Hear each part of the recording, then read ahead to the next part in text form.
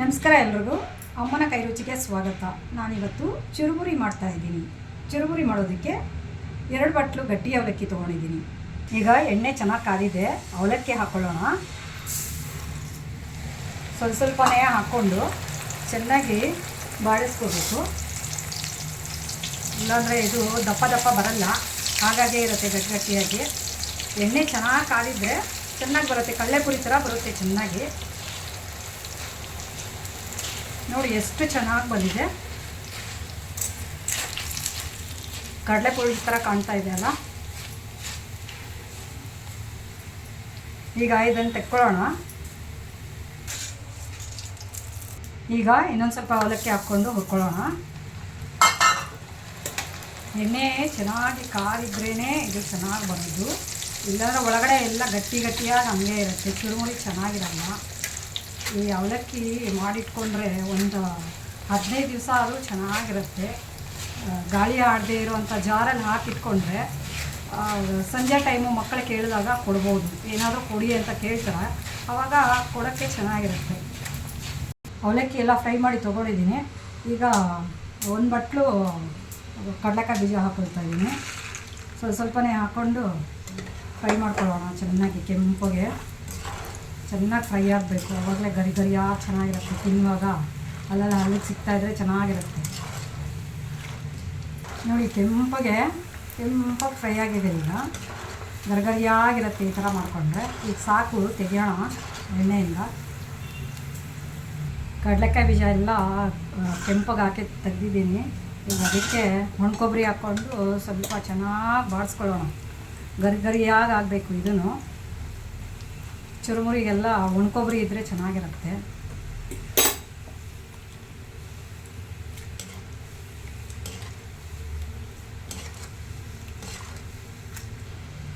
ನೋಡಿ ಎಲ್ಲ ಕೆಂಪಗಾಗಿದೆ. ಈ ಥರ ಮಾಡಿಕೊಂಡು ಚುರುಮುರಿಗೆ ಬೆರೆಸ್ಕೊಂಡ್ರೆ ತಿನ್ನೋಕ್ಕೆ ಗರಿಯಾಗಿ ಅದು ಚೆನ್ನಾಗಿರುತ್ತೆ. ತುಂಬ ಸಿಹಿಸಬಾರ್ದು. ಈಗ ಹುರ್ಗಡ್ಲೆ ಹಾಕ್ಕೊಳ್ತಾ ಇದ್ದೀನಿ. ಸ್ವಲ್ಪ ಬೆಚ್ಚಗೆ ಮಾಡ್ಕೊಳ್ಳೋಣ, ಜಾಸ್ತಿ ಏನು ಹುರಿಯೋದು ಬೇಡ. ಇದನ್ನು ಸ್ವಲ್ಪ ಬಿಸಿ ಎಣ್ಣೆಯಲ್ಲಿ ಸ್ವಲ್ಪ ಬೆಚ್ಚಗೆ ಮಾಡ್ಕೊಂಡ್ರೆ ಸಾಕು.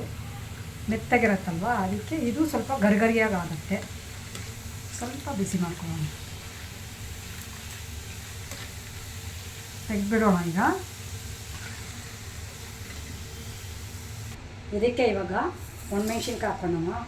ಬೇಡಿಗೆ ಮೆಣಸಿನ್ಕಾಯಿ ಸ್ವಲ್ಪ ಚೆನ್ನಾಗಿ ಇದನ್ನು ಗರಿಯಾಗಿ ಹಾಕಬೇಕು. ಚೆನ್ನಾಗಿ ಗರಿಯಾಗಿ ಹಾಕಬೇಕು.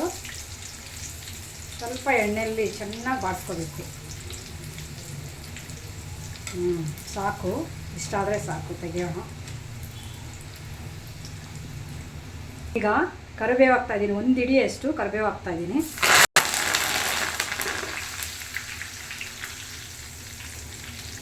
ಇದು ಅಷ್ಟೇ ಗರಿಯಾಗಿ ಆಗಬೇಕು. ನೋಡಿ ಎಷ್ಟು ಚೆನ್ನಾಗಿ ಬಾಡಿದೆ. ಚೆನ್ನಾಗಿ ಇಷ್ಟಾದರೆ ಸಾಕು, ತೆಕ್ಕೊಳ್ಳೋಣ. ಇದು ಇಲ್ಲಾಂದರೆ ಕಪ್ಪಗಾಗ್ಬಿಡತ್ತೆ ಎಣ್ಣೆಯಲ್ಲೇ. ಎಣ್ಣೆ ಎಲ್ಲ ನೋಡಿ ಎಷ್ಟು ಕಪ್ಪಗಾಗ್ಬಿಟ್ಟಿದೆ. ಅವಲಕ್ಕಿ ಚುರುಮುರಿ ಮಾಡಿದ್ರೇ ಹೀಗೆ, ಅವಲಕ್ಕಿ ಎಲ್ಲ ಎಣ್ಣೆ ಎಲ್ಲ ಕಪ್ಪಗಾಗ್ಬಿಡತ್ತೆ. ಏನು ಪರವಾಗಿಲ್ಲ, ಮತ್ತೆ ಸೋದಿಸ್ಕೊಳ್ಬೋದು. ಆಯಿತು. ಈಗ ಇದಕ್ಕೆ ಈಗ ಏನೇನು ಬೇಕೋ ಉಪ್ಪು, ಮೆಣಸಿನ ಪುಡಿ ಎಲ್ಲ ಬೆರೆಸ್ಕೊಳ್ಳೋಣ. ನೋಡಿ ಗರಿಯಾಗಿ ಆಗಿದೆ ಅವಲಕ್ಕಿ. ಇವಾಗ ಇದಕ್ಕೆ ಹುರಿದಿಟ್ಕೊಂಡಿರೋ ಅಂಥ ಕಡಲೆಪಪ್ಪು ಮತ್ತು ಕಡಲೆ ಬೀಜ, ಮೆಣಸಿನ್ಕಾಯಿ ಎಲ್ಲ ಸೇರಿಸ್ಕೊಳ್ಳೋಣ ಇದಕ್ಕೆ.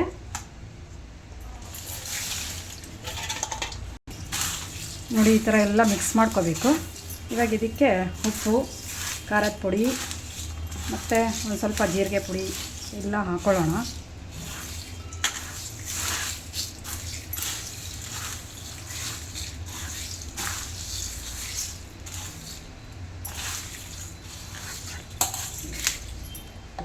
ಇದಕ್ಕೆ ಒಂದು 1/4 ಸ್ಪೂನು ಅರಿಶಿನ ಸೇರಿಸ್ಕೊತಾ ಇದ್ದೀನಿ. ಒಂದು ಸ್ಪೂನು, 1.5 ಸ್ಪೂನು ಖಾರದ ಪುಡಿ ಸೇರಿಸ್ಕೊಳ್ತಾ ಇದ್ದೀನಿ. 1 ಸ್ಪೂನಷ್ಟು ಉಪ್ಪು ಸೇರಿಸ್ಕೊಳ್ತಾ ಇದ್ದೀನಿ. ಪುಡಿ ಉಪ್ಪು ಹಾಕ್ಕೊಳ್ಬೇಕು. ಇದಕ್ಕೆ ಸ್ವಲ್ಪ ಜೀರಿಗೆ ಪುಡಿ ಸೇರಿಸ್ಕೋಬೇಕು, ಚೆನ್ನಾಗಿರುತ್ತೆ. ಒಂದು 1/4 ಸ್ಪೂನ್ ಧನಿಯಾ ಪುಡಿ ಸೇರಿಸ್ಕೊಳ್ಳಿ, ಚೆನ್ನಾಗಿರುತ್ತೆ. ಒಂದು ಅರ್ಧ ಸ್ಪೂನು ಸಕ್ಕರೆ ಪೌಡ್ರ್ ಮಾಡ್ಕೊಂಡು ಸೇರಿಸ್ಕೊಳ್ಳಿ, ಹುಳಿ ಹುಳಿಯಾಗಿ ಸಿಹಿ ಸಿಹಿಯಾಗಿ ಚೆನ್ನಾಗಿರುತ್ತೆ. ಈಗ ಇದನ್ನೆಲ್ಲ ಚೆನ್ನಾಗಿ ಮಿಕ್ಸ್ ಮಾಡ್ಕೊಳ್ಳೋಣ.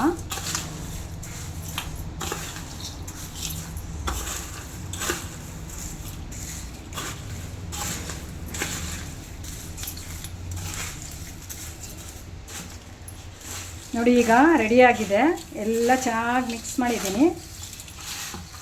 ಚಳಿಗಾಲಕ್ಕಂತೂ ಸಂಜೆ ಟೈಮು ಟೀ ಕಾಫಿ ಜೊತೆ ತಿಂತಾಯಿದ್ರೆ ತುಂಬಾ ಖುಷಿಯಾಗತ್ತೆ.